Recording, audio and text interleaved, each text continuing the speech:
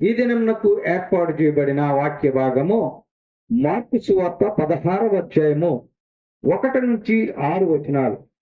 దినము కొరకై ఏర్పాటు చేసిన వాక్య పట్టణము 16వ అధ్యాయము 1వ వచనం నుంచి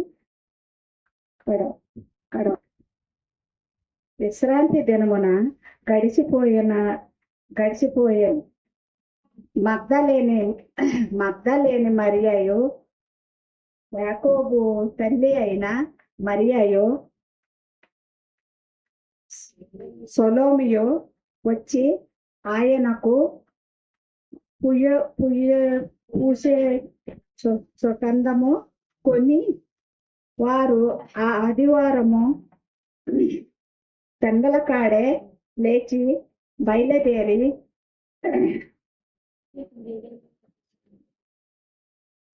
తిరువైన వచ్చి అక్కడ సమాధి ద్వారము నుండి మరి యొక్క ఆ రాయ వద్ద ఒకరితో ఒకరు చెప్పుకొనిచుండే. కానీ వారు వచ్చి కన్నులు తెరిచి చూడగా ఆ రాయి పొర్లింపబడి ఉండేను చూచిరి. ఆ రాయి ఎంతో పెద్దది. అప్పుడు వారు ఆ సమాధిలో ప్రవేశించి తెల్లని నిలువుటంగి ధరించుకొని ఉన్న ఒక పొడుచువాడు కుడి వైపున కూర్చుని ఉండెను చూచి మరి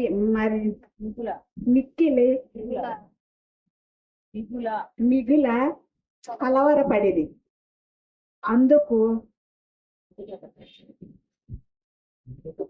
అందుకతడు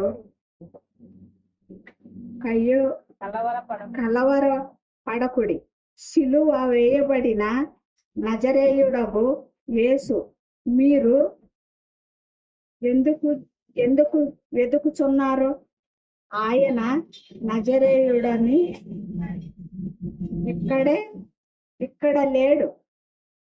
ఈ వాక్యం ఎంత పర్యంత ఇక్కడ లేడు. దేవునికి స్తోత్రం. ప్రియమైన విశ్వాసులారా, ఆదివారం పెందల కడనే కొందరు స్త్రీలు, వారి పేర్లు కూడా మనం అక్కడ చూస్తూ ఉన్నాం.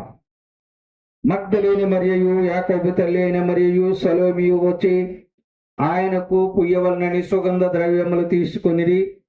వారు ఆదివారం పెందల కాడ లేచి బయలుదేరి సూర్యోదయమైనప్పుడు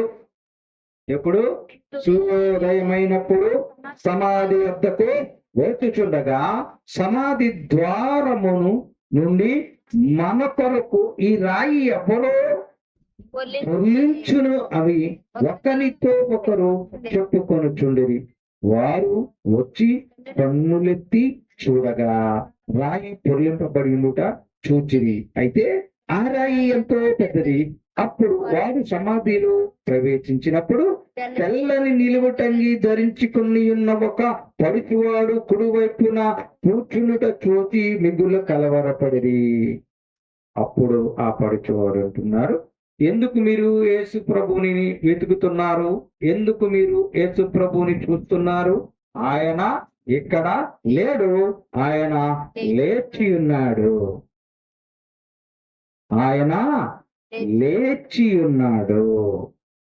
ప్రియులరా, యేసుక్రీస్తు ప్రభువు చనిపోయి తిరిగి లేచిన రోజు ఈస్టర్, పునరుద్ధాన దినం. ఇది ప్రపంచమంతా జరుపుతున్నారు. ప్రపంచమంతా కూడా ఈ రోజు ఈస్టర్ పర్వదినాన్ని జరుపుకుంటూ ఉన్నారు. అయితే మరి ఈ పునరుద్ధానం అంటే యేసుక్రీస్తు ప్రభువు వారు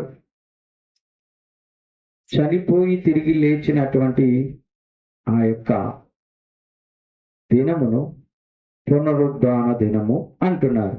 ఈ పునరుద్ధాన దినము అని 104 సార్లు బైబిల్లో రాయబడి ఉన్నట్లుగా ఉన్నది.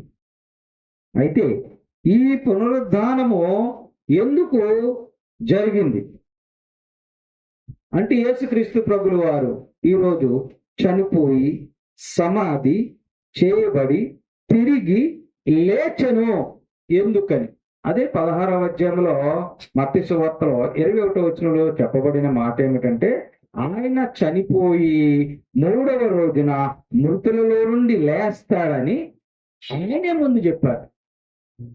యేసుక్రీస్తు ప్రభువే ముందు తెలియపరిచారు. నన్ను మీరు చిత్రహింసల పాలు చేస్తున్నారు, నన్ను హింసిస్తారు, దూషిస్తారు, ద్వేషిస్తారు, కొడతారు, తిడతారు, తన్నుతారు, నన్ను చంపుతారు, అయినా నేను 3వ దినమున లేస్తాను అని మత్తయి సువార్త 16వ అధ్యాయం 21వ వచనంలో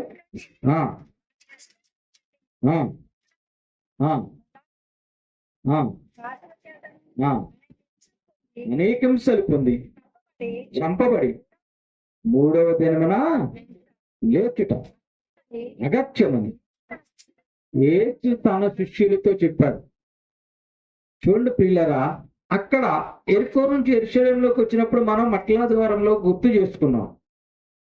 అప్పుడే చెప్పేశాడు ఆయన, ఏమన్నాడు, నేను యెరూషలేమునకు వచ్చినప్పుడు నన్ను ఎవరెవరు హింసిస్తారు, ఎవరెవరు దూషిస్తారో అందరూ ఆయన చెప్పాడు. చెప్పి నన్ను చంపినప్పుడు, నన్ను సమాధి చేసినప్పుడు నేను 3వ దినమున లేవటమో అగత్యం, తప్పదు. అగత్యం అంటే తప్పదు. అట్టి రీతిగా ఈరోజు యేసుక్రీస్తు ప్రభుల వారు చనిపోయి సమాధి చేయబడి తిరిగి లేచెను. ఇక్కడ 3 విషయాలు గమనించండి మీరు. చనిపోయాడు, సమాధి చేయబడ్డాడు, తిరిగి లేచాడు. ప్రియులారా, మరి ఆయన లేచాడు, చనిపోయిన తర్వాత తిరిగి లేచాడు అనటానికి మనకు ఆధారం ఏమిటి? దేనికైనా రుజువు కావాలి కదా. ఈ రుజువు లేకోకుండా మనము ఏది నమ్మలేము. కళ్ళబొల్లి మాటలైతే, చాడీలైతే ఆధారాలు లేకుండా మరి సాక్ష్యాలు లేకుండా నమ్ముతాం.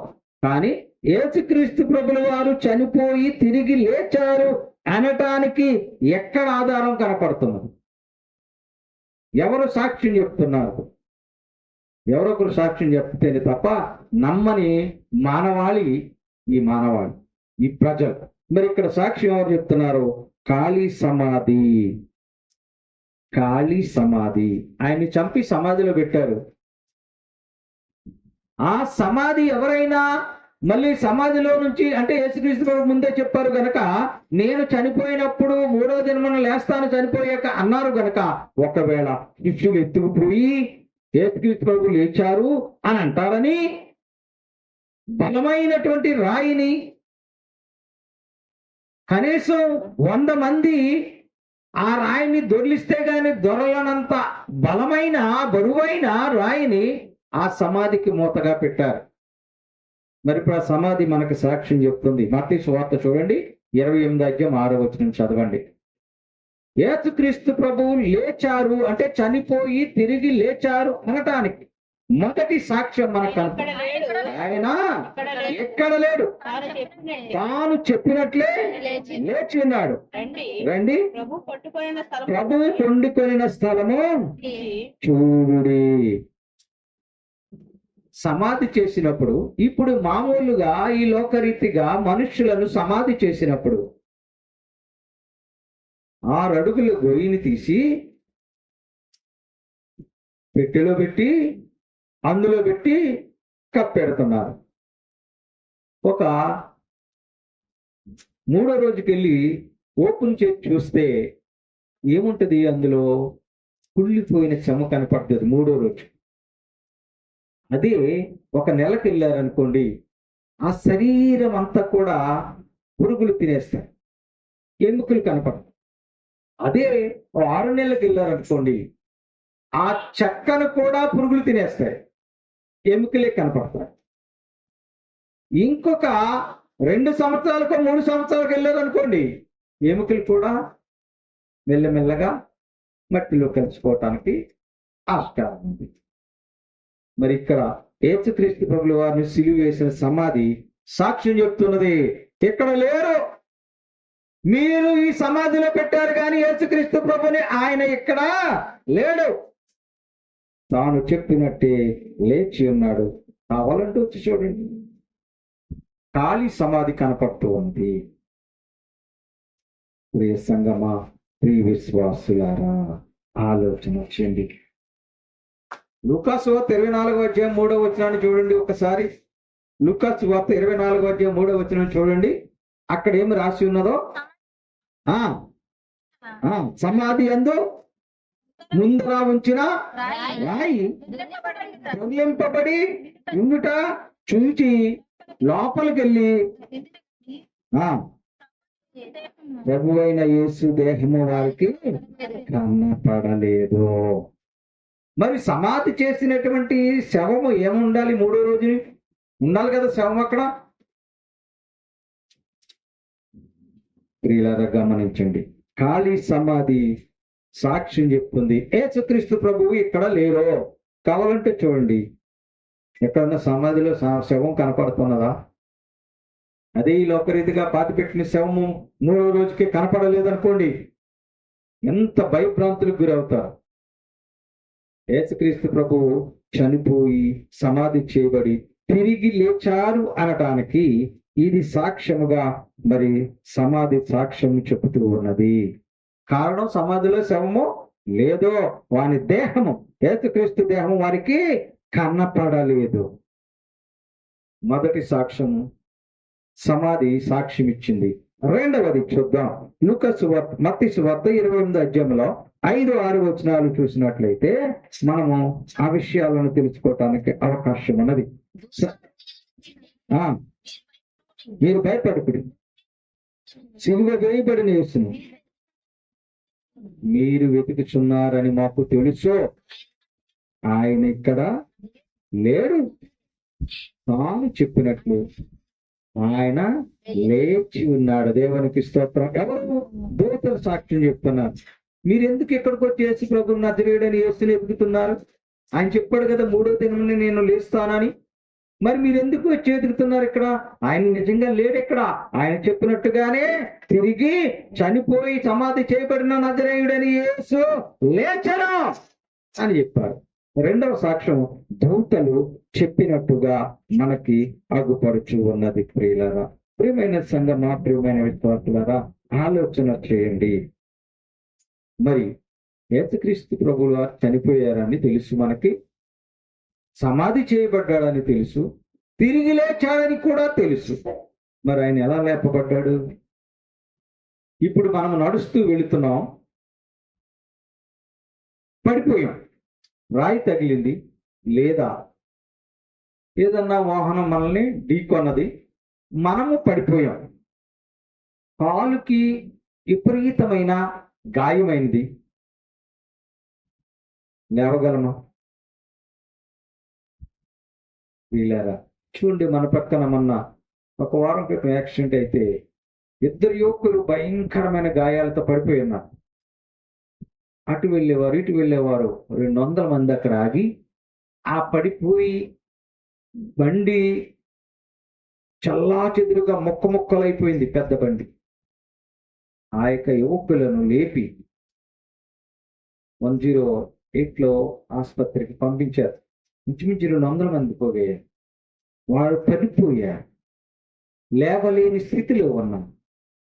ఎవరు లేపారు? దారిని పోయేవారు వచ్చి, వాళ్ళ చుట్టాలు కాదు, వారి ఊరు కాదు, వారి కులము కాదు, వారి సన్నిహితులు కాదు, లేపారు. మరి ఇక్కడ యేసుక్రీస్తు ప్రభువు వారు లేచారని ఖాళీ సమాధి సాక్ష్యం చెప్పింది, దూతలు సాక్ష్యం చెప్పారు. మరి ఆయన ఎలా లేచాడు? ఎలా లేచాడు? ఈ విషయాలు మనం ఆలోచన చేయాలి. ప్రియులారా, చూడండి, ఆయన ఎలా లేచారో కూడా స్పష్టంగా రాయబడి ఉన్నది. కొరింథీయులకు రాసినటువంటి మొదటి పత్రికలో 6వ అధ్యాయం 14వ ఒక మాట మనకి తెలియపరచబడుతూ ఉన్నది. How did Jesus rise from the death?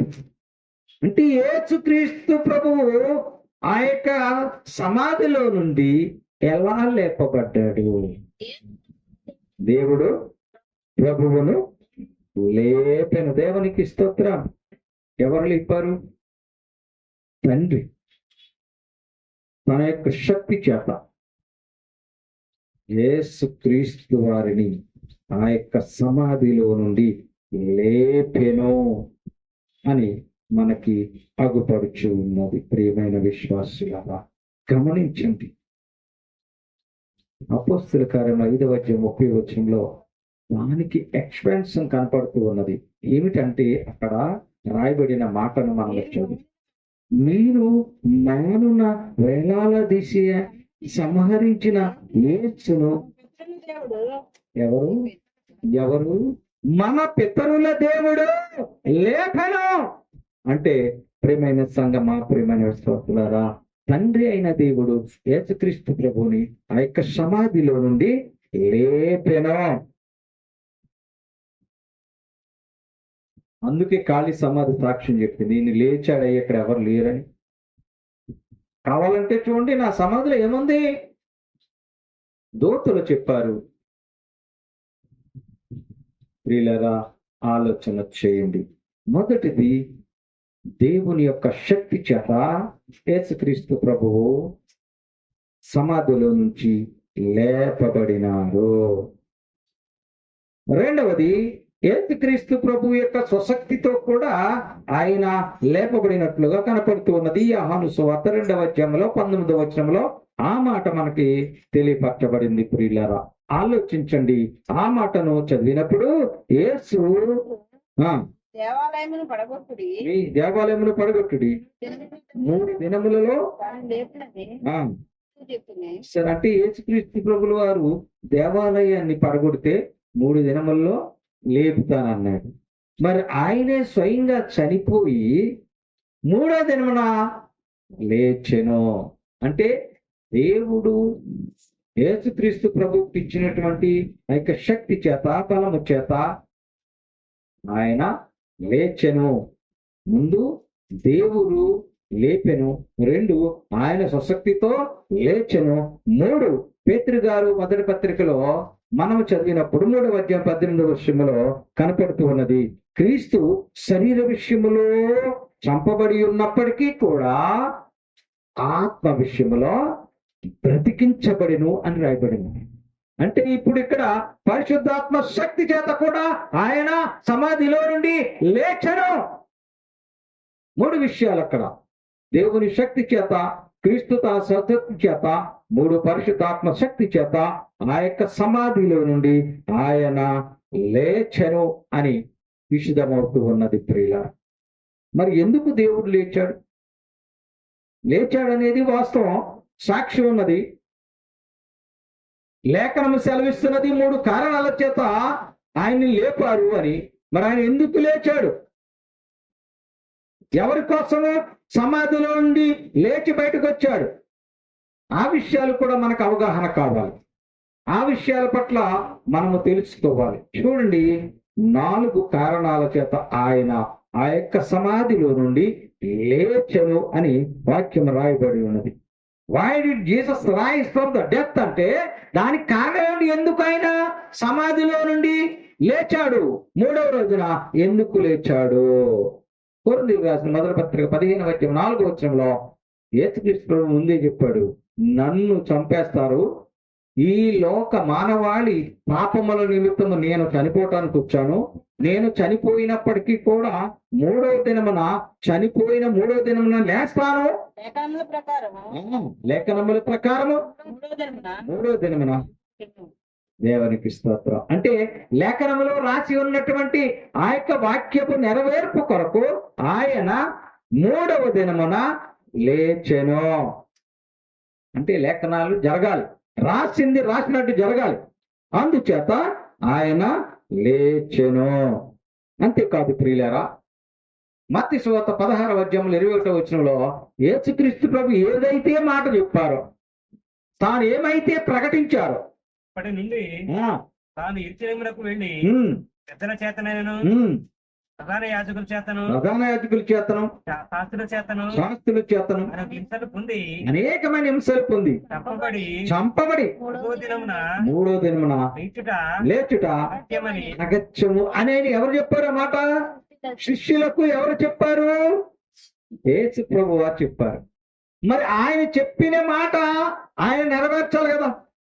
మాట తప్పేవాడు కాదు కదా ఆయన. మనలాగా మాటలు తప్పేవాడు కాదు ఆయన. ఆయన చెప్పిన మాట ఆయన నెరవేర్చడం కొరకు చనిపోయి సమాధి చేయబడి మూడవ దినమున లేచెను. ఆయన లేవటానికి రెండవ కారణం ఏమిటంటే ఆయన చెప్పిన మాట ఆయన నెరవేర్పు ఈ లోకానికి చూపించాలి గనక ఆయన సమాధిలో నుండి లేచెను. ఇది రెండవ కారణం ఆయన సమాధిలో నుంచి లేవటానికి. మూడవ కారణం కూడా ఆ వాక్యంలో చూద్దాం. రోమపత్రికలో 4వ అధ్యాయంలో 25వ వచనంలో ఈయన లేవటానికి గల కారణం కనపడుతూ ఉన్నది. మూడవ కారణం రోమపత్రిక 4వ అధ్యాయం 25వ వచనాన్ని చదవండి. మన అపరాధముల నిమిత్తము అప్పగించబడి మనము నీతిమంతులుగా తీర్చబడుటకు ఇంటికి లేచాడు. ఇప్పుడు ఏం చెప్పండి? మనలను నీతిమంతులుగా తీర్చటానికి ఆయన ఆ యొక్క సమాధిలో నుండి లేచెను. ఇది మూడవ కారణము. 4వ కారణము రోమపత్రికలో 8వ అధ్యాయంలో 34వ వచనంలో 4వ కారణం మనకు కనపడుతూ ఉన్నది. ఆ కారణం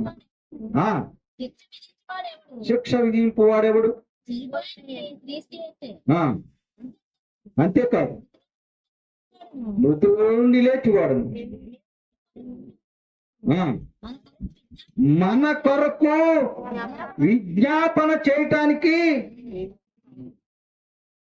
ఎందుకు లేచాడు అంటారు? ఇప్పుడు మన కొరకు తండ్రి కుడి పార్శ్వమున కూర్చుండి నా కుమారుడి తప్పు చేశాడు, నా కుమార్తె తప్పు చేసింది, వారిని క్షమించు తండ్రి అని మన కొరకు విజ్ఞాపన చేయటానికి ఆయన సమాధిలో నుండి లేచెను. 4 కారణాలు మనకు కనపడుతూ ఉన్నవి ప్రియులారా. 1 లేఖనము నెరవేర్పు కొరకు. 2 ఆయన చెప్పిన మాటను తూచా తప్పకుండా ఆచరించి చూపించటము కొరకును. 3 మనలను నీతిమంతులుగా తీర్చుట కొరకును. 4 మన కొరకు తండ్రి కుడి పార్శ్వమున కూర్చుండి విజ్ఞాపన చేయటానికి ఆయన ఆ యొక్క సమాధిలో నుండి లేపబడెను.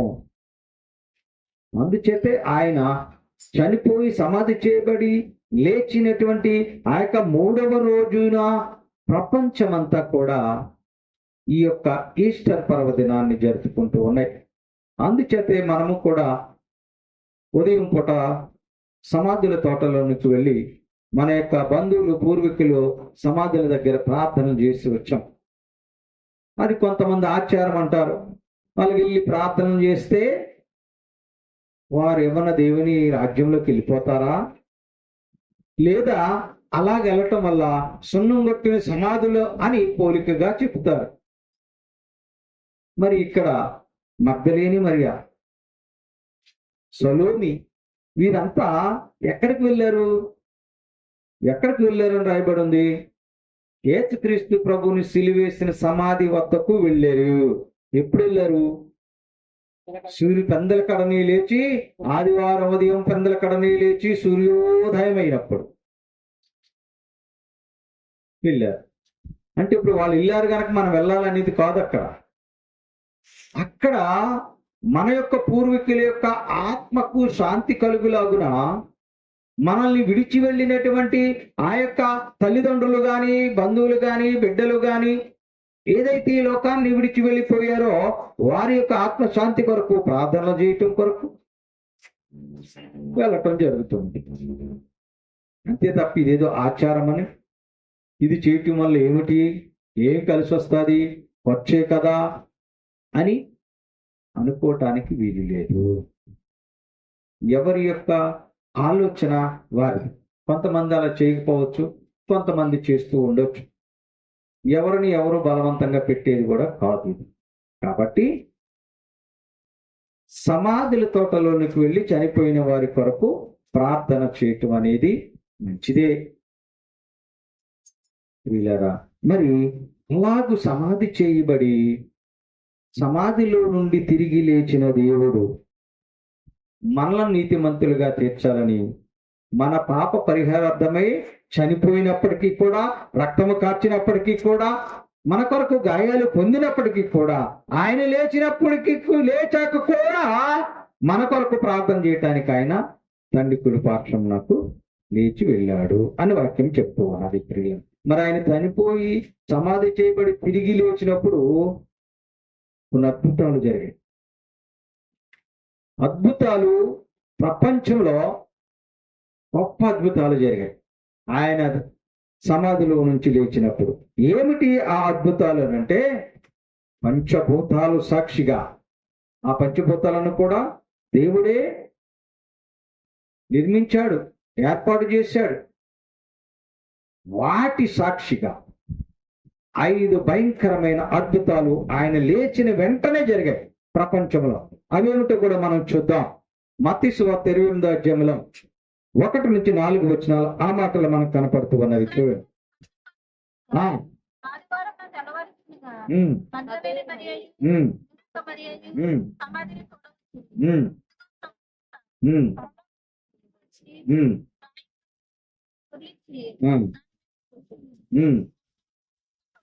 ఏం జరిగింది? మహాభూకంపం జరిగింది. ఎప్పుడు? ఆయన సమాధిలో నుంచి లేచినప్పుడు భయంకరమైనటువంటి సూచక క్రియ జరిగింది. ఏమిటి తెలుసా? యేసుక్రీస్తు ప్రభుని మీరు చంపేశారు, అకారణంగా నిందలేసి కొట్టి చంపేశారు మీరు. ఆయన అన్న ప్రకారం ఆయన లేచాడని ప్రపంచం తెలుసుకోవాలి కదా. అందుకేం జరిగింది? అక్కడ భూకంపం వచ్చింది. అక్కడ చిన్నది కాదు, చూడండి, చిన్నగా మనం నివసించే గ్రామంలో భూమి అలా అలా జస్ట్ 1 సెకండ్ ఇలా కదిలితేనే భయభ్రాంతులకు గురయ్యాం మనం. ఇక్కడ ఏం జరిగింది? మహాభూకంపము జరిగినది. రెండవది కంటిన్యూషన్ చదవండి.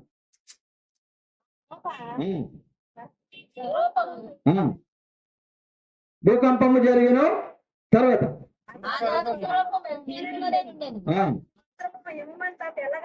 ఉండేను.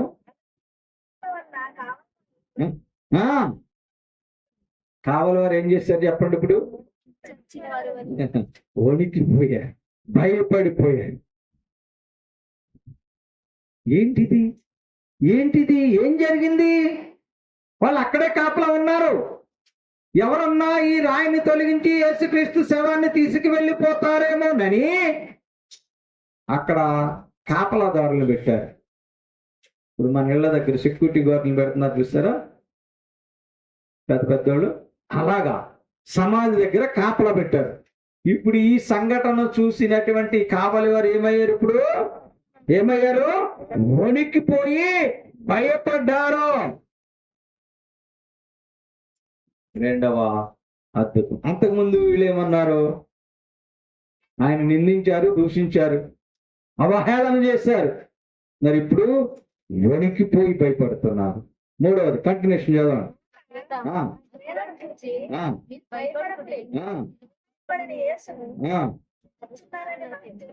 చూసారా? అంటే ఇక్కడ వెళ్ళినటువంటి స్త్రీలు ఏమై ఉండొచ్చు అంటారు? దూత అలా మాట్లాడే విధానాన్ని బట్టి మనం ఏం అర్థం చేసుకోగలం అంటే, స్త్రీలు కూడా భయపడ్డారు. అందుకే దూత ఏమంటుంది? భయపడకుడి, మీరు సిలువ వేసిన యేసుక్రీస్తు ప్రభుని సమాధిలో వచ్చి ఎదుగుతున్నారు, మీరు భయపడకుడు. ఆయన లేచి వెళ్ళిపోయాడు. అంటే ఇక్కడ ఏం జరిగింది? స్త్రీలు కూడా భయపడ్డారు. నిజమే కదా. ఇప్పుడు మన బంధువులు లేదా మన ఇంట్లో వాళ్ళు చనిపోయినప్పుడు సమాధి చేసి వచ్చేస్తారు ఇంటికి రాగానే ఆ వ్యక్తి ఇంట్లో కనపడితే ఎలా ఫీల్ అవుతారు? ఆ వ్యక్తే మనము సమాధి చేసినటువంటి వ్యక్తిని మనం ఇంటికి వచ్చేసరికి మన ఇంటిలో ఆ వ్యక్తి కనపడితే ఎలా ఫీల్ అవుతారు? పర్వాలేదు, బాగా వచ్చేసావు అంటారా? అనే అవకాశం లేదు. ఆయన మన భర్త అవ్వచ్చు, మన భార్య అవ్వచ్చు, మన బిడ్డ అవ్వచ్చు, భయపడిపోతారు. ఇదేంటి, శవాన్ని ఇప్పుడే కదా సమాధి చేసొచ్చు, ఈ లోపల ఇక్కడికి వెళ్ళొచ్చింది, దెయ్యం అయిపోయి వచ్చేసాడేమో అని భయభ్రాంతులకు గురవుతారు. అలాగే స్త్రీలు యేసుక్రీస్తు ప్రభువుతో ఉన్నటువంటి స్త్రీలే యేసుక్రీస్తు ప్రభువు లేచారు అనగానే భయపడిపోయారు. ఇది మూడవది. చూడండి, అదే 28 అధ్యాయంలో 5 నుంచి 8 వచనాల్లో చూసినప్పుడు దూత డిక్లరేషన్ ఇచ్చేసింది. ఏమని చదవండి. దూత ఉమ్, స్త్రీలను చూచి ఉమ్, మీరు భయపడకుడి, భయపడకండి, సిలువపైన యేసును సిలువ వేయబడిన యేసును వెతుకుచున్నారు, నాకు తెలుసు ఆయన ఇక్కడ లేడు, ఆయన ఇక్కడ లేడు. చెప్పినట్టు ఆయన లేచి ఉన్నాడు. డిక్లరేషన్ ఇచ్చేసారండి. ఇప్పుడు ఒకవేళ ఒక మనిషి ఏదన్నా అపాయం జరిగినప్పుడు, ప్రమాదం జరిగినప్పుడు ఆసుపత్రికి తీసుకెళ్ళారు అనుకోండి, డాక్టర్ గారు కష్టం అమ్మ, ఇంకా మీరు తీసుకెళ్ళిపోండి అన్నారు అనుకోండి. లేదు అయ్యా, మీరు తీసుకొచ్చే దారిలోనే ప్రాణం పోయింది అన్నారు అనుకోండి, నోటి మాట కుదురుతుందా? నోటి మాట కుదరదు. దానికి ఏం కావాలి? చనిపోయినట్టు డిక్లరేషన్ కావాలి. డాక్టర్ గారు డిక్లరేషన్ ఇవ్వాలి, ఈ వ్యక్తి చనిపోయాడు అని డిక్లరేషన్ ఇవ్వాలి. అలాగే ఇక్కడ దూతలు ఒక డిక్లరేషన్ పాస్ చేశారు. ఏమని? ఆ దూత ఏమంటుంది? మీరు ఎదుగుతున్నారు కానీ ఇక్కడ ఆయన లేడు, లేచి వెళ్ళిపోయాడు అని ఒక డిక్లరేషన్ అనేది అక్కడ ఇవ్వటం మనం గమనిస్తూ ఉన్నాం ప్రియులారా. అంతేకాదు 11వ వచనంలో కావలి వారికి కూడా ఒక రిపోర్ట్ ఇస్తున్నారు. ఎందుకు? సమాధి దగ్గర కాపలాగా ఉన్నారు కదా, మరి వాళ్ళు సమాధానం చెప్పాలి. వారు వెళ్ళిచుండగా వారు వెళ్ళిచుండగా కావలి వారిలో కొందరు పట్టణంలోనికి వచ్చి ఆ, జరిగిన సంగతులన్నీ తెలిసి ఆ, ప్రధాన యాజకులతో చెప్పిరి. ప్రధాన యాజకుల వద్ద రిపోర్ట్ చేస్తారు. ఏమని తెలుసా? అయ్యా, మనము సమాధిలో పెట్టిన యేసుక్రీస్తు లేడయ్యా, ఆయన లేచాడు, బయటికి వెళ్ళిపోయాడు అని చెప్తున్నారు ప్రధాన యాజకుల వద్ద. మరి వీళ్ళ బాధ్యత ఏమిటి? అక్కడ కాపలాగా పెట్టారు కదా. మరి కాపలాగా ఉన్నప్పుడు మన ఇంటికి ఒక గుర్కాన్ని కాపలా పెట్టామనుకోండి, మనము లేనప్పుడు ఓ దొంగ వచ్చాడు అనుకోండి, మరి గుర్కా చేయవలసిన పని ఏమిటి? అతనన్నా ఎదుర్కోవాలి దొంగని, లేకపోతే ఆ దొంగ గురించి పోలీసుల కన్నా రిపోర్ట్ ఇవ్వాలి, లేకపోతే ఏమి జరిగింది అనేది, నన్ను కొట్టారండి, వాళ్ళు తీసుకుపోయారండి, ఏదో ఒకటి ఆ యజమానికి ఒక రిపోర్ట్ సబ్మిట్ చేయాలి. మీరు నన్ను పెట్టారు కానీ నేను కాపాడలేకపోయి, నన్ను కొట్టారు, నన్ను ఎత్తుకుపోయారు, అవన్నీ తీసుకుపోయారు అని అన్నా చెప్పాలి. అలాగే ఈ కావలి వారు ప్రధాన యాజకులకు ఒక రిపోర్ట్ సబ్మిట్ చేస్తారు. ఏమని తెలుసా? అయ్యా, మనం పెట్టినటువంటి ఆ సమాధిలో పెట్టిన యేసుక్రీస్తు లేడు, లేచాడు, చనిపోయిన అయినా పాతి పెట్టిన అయినా ఆ సమాధిలో లేడు అని ప్రధాన యాజకులకు డిక్లరేషన్ ఇచ్చేశారు, రిపోర్ట్ చేసేస్తారు. ప్రియులరా, గమనించండి. మరియు ఆయన లేచాడు, ఆయన లేచాడు మనల్ని నీతిమంతులుగా తెచ్చడానికి, మన కొరకు విజ్ఞాపన చేయటానికి, ఆయన చెప్పిన మాటను నెరవేర్చడానికి, లేఖనములు నెరవేర్పు కొరకు ఆయన లేచాడు. ఆయన లేపింది దేవుడు, ఆయన స్వశక్తి, పరిశుద్ధాత్మ ఆయన లేపినవి. మరి లేచినటువంటి ఆయన డైరెక్ట్ గా వెళ్ళిపోయాడా? దేవుని దగ్గరికి వెళ్ళిపోయాడా?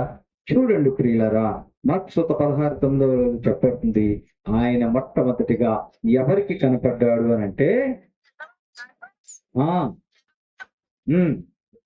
యేసు లేచి 7 దెయ్యములను వెళ్ళగొట్టిన మగ్దలేని మరియకు. ఎవరికి కనపడ్డాడు? మొదట మగ్దలేని మరియకు కనపడెను. మొట్టమొదటిగా కనపడింది ఆయన స్త్రీలకు. కాబట్టి యేసుక్రీస్తు ప్రభు స్త్రీలకు చాలా ప్రాముఖ్యత ఇస్తూ ఉన్నారు. ఆయన ఏనాడన్నా తోలనాడి మాట్లాడినటువంటి సందర్భం మనకు కనిపించదు. పాపాత్మురాలైన స్త్రీని కూడా అమ్మా అనే పిలిచాడు ఆయన. మనమైతే కన్న తల్లిని కూడా అమ్మ అని పిలవట్లేదు.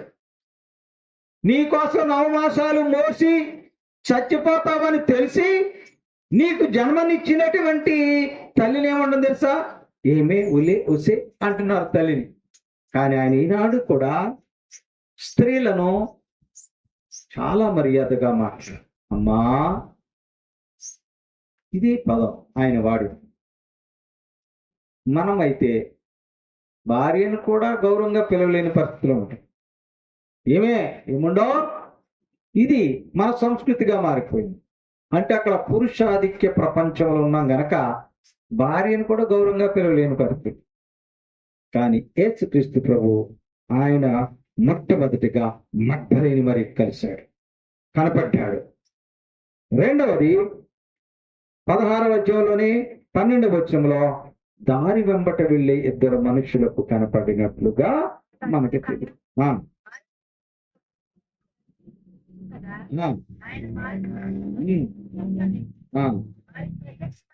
దేవునికి స్తోత్రం.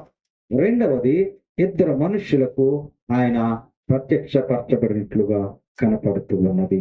మూడవది యోహాను సువార్త 20వ అధ్యాయంలో 19 వచనాలు చూసినప్పుడు 10 మంది శిష్యులకు కనపడ్డాడు. ఆదివారం సాయంకాలం. ఆయన లేచింది ఎప్పుడండి? ఆయన ఎప్పుడు లేచాడు? ఆదివారం ఉదయమే. ఎందుకనంటే వీళ్ళు ఆదివారం ఉదయమే పెందల కడ లేచి సూర్యోదయం అయ్యేటప్పటికి వెళ్ళిపోయారు అక్కడికి. అప్పుడు కానీ లేచాను. ఇప్పుడు సాయంకాలం సమయంలో ఏం జరిగింది?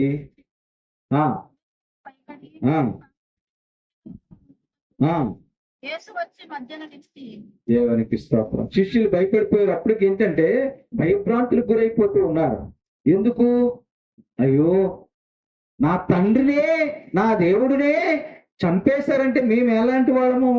మమ్మల్ని కూడా ఏదన్నా చేస్తారేమో అని భయభ్రాంతులకు గురైపోయారు. లోపలికి వెళ్ళి తలుపులు వేసుకున్నారు. కానీ ఆయన లోపలికి వెళ్ళాడు. 10 మంది శిష్యులకు కనపడినట్లుగా మనకి తెలియపరచబడుతూ ఉన్నది. మూడవది. అయితే ఎంతమంది శిష్యులు? 10 మంది శిష్యులు. మొత్తం శిష్యులు ఎంతమంది? 12 మంది. 12 మందిలో ఒక ఆయన ఉరేసులు చచ్చిపోయాడు కదా, చేసిన తప్పుకు పశ్చాత్తాపడుతూ. ఇంకెంతమంది ఉంటారు? 11 మంది ఉంటారు. కానీ 3వసారి శిష్యులకు లోపలికి వెళ్ళి కనిపించాడు 10 మంది ఉన్నారు. తోమా నాయన లేడు. ఇప్పుడు తోమా వచ్చినప్పుడు అరే, మనం మన యేసు ప్రభుని మేము చూసామరా, మాతో మాట్లాడు, మా రూమ్లోకి వచ్చాడు, మేము లోపల ఉండగానే తలుపులు వేస్తున్నారు, లోపలికి వచ్చాడు అని మీరు అలాగే చెప్తారు. ఏదో నాకు ఏదో చెప్పాలని చెప్తున్నారు, ఆయన ఎందుకు వచ్చాడు అని తోమా నమ్మలేదు. ఆ నమ్మని కారణంగా మళ్ళీ 4వసారి శిష్యుడి దగ్గరకు వచ్చినట్లుగా 26వ వచనంలో చెప్పబడుతున్నది. ఎన్ని దినాలండి? 8 దినముల తరువాత. అంటే అర్థం, సోమవారం ఆదివారం ఆయన సాయంకాలం శిష్యులకు కనపడ్డాడు. మళ్ళీ ఆదివారానికి ఎన్ని రోజులు? 8. లెక్కండి ఒకసారి. ఇప్పుడు 8వ రోజున మళ్ళీ వచ్చి, తోమా నీవు నమ్మవా? నేను లేచి వచ్చాను అని అంటే నీవు నమ్మవా? చూడు, నా చేతి గాయములలో వేలు పెట్టి చూడు అని తోమాతో మాట్లాడుతున్నాడు. ఇది 4వసారి. అప్పుడు 11 మంది శిష్యులకు కనపడ్డాడు.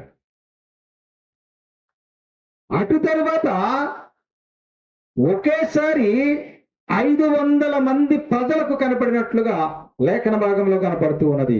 కొరింథీయులకు రాసిన మొదటి పత్రిక తీయండి. కొరింథీయులకు రాసిన మొదటి పత్రిక 15వ అధ్యాయము 6వ వచనం చదువుతాం. అటు పిమ్మట 500 ఎక్కువైన సహోదరులకు ఒకే సమయమందు కనబడెను. దేవునికి స్తోత్రం. 500 మందికి కనపడు. ప్రియులారా, గమనించండి, ఆయన మన కొరకు చనిపోయి సమాధి చేయబడి తిరిగి లేచెను.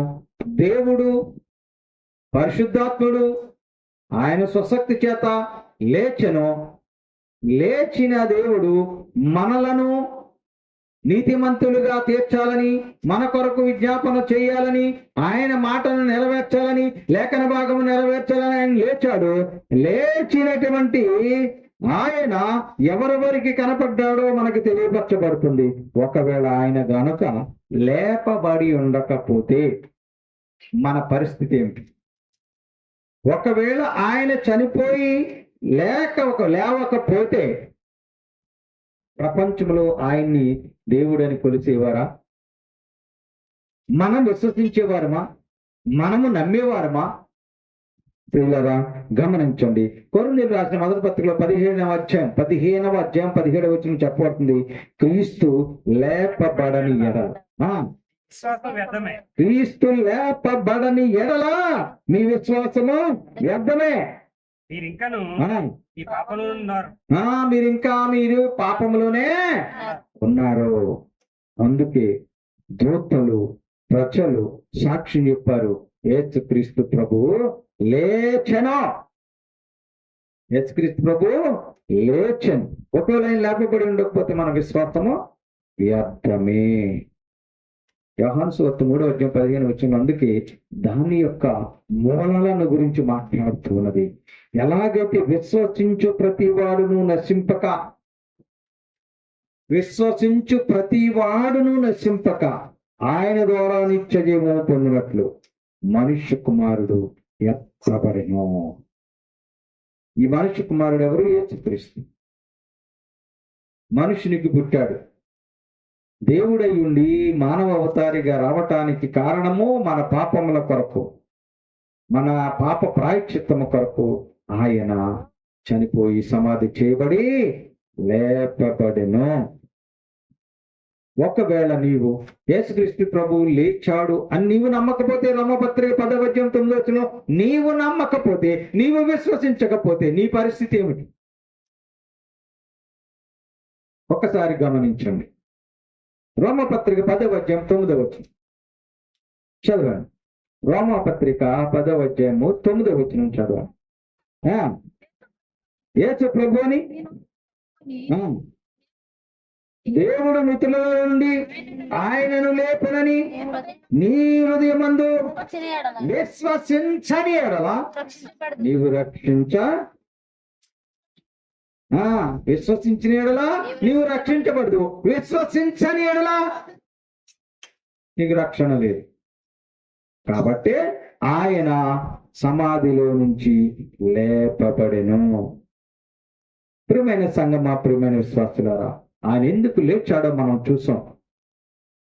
ఈ యొక్క పునరుద్ధాన దినం రోజున, ఈ యొక్క ఈస్టర్ పర్వదినాన యేసుక్రీస్తు ప్రభువు సమాధిలో నుంచి ఎందుకు లేచాడు అని అంటే, ఆయన చనిపోవటము మన కొరకే, రక్తము గార్చడం మన కొరకే, తిరిగి లేవటం కూడా మన కొరకే, మనలను నీతిమంతులుగా తీర్చాలని. అంటే మనం ఇంకా అనీతితో బతుకుతున్నాం. 2024లో కూడా అనీతివంతమైన జీవితం జీవించామేమో, మరి 2025వ సంవత్సరంలో నీతివంతంగా బతకాలని, మనల్ని నీతిమంతులుగా తీర్చాలని ఆయన చనిపోయి సమాధి చేయబడి లేచెను. అట్టి విశ్వాసము కలిగి మనము రక్షించబడుతూ మన జీవితాలను మార్చుకుని, మన బ్రతుకులను సరి చేసుకుని నిత్య జీవానికి వారసులుగా మిగలాలని మీ అందరికీ తెలియపరుస్తూ ఈ నా కొద్ది మాటలు ముగిస్తూ ఉన్నాను. దేవుడు ఈ వాక్యమును మనందరి వెనికిడిలో దీవించును గాక. ఆమేన్. మీ అందరికీ నా వందనము.